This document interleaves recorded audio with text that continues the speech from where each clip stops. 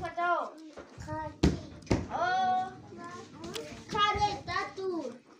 Lê, là có rồi lê. Đi ra. Không.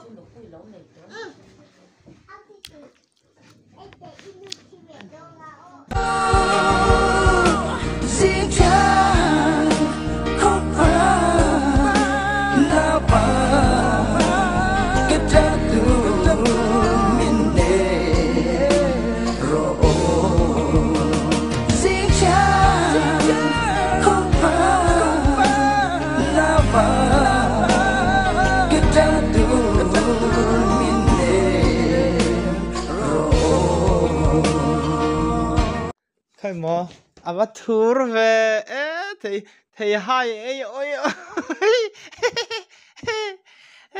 khai à thua về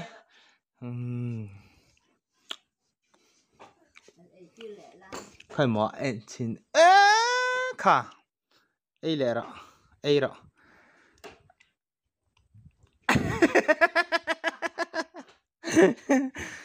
ấy đi bui à thua rồi mấy rồi ấy rồi thấy hay khai mò ấy rồi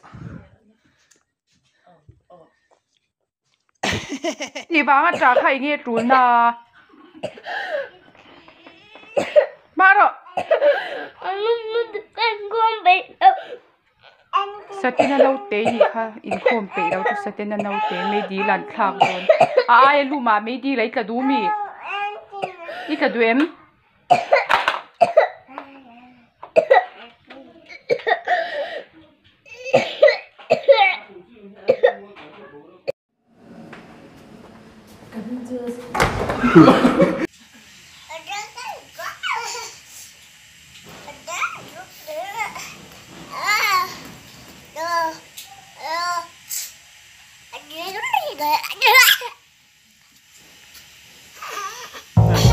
Anh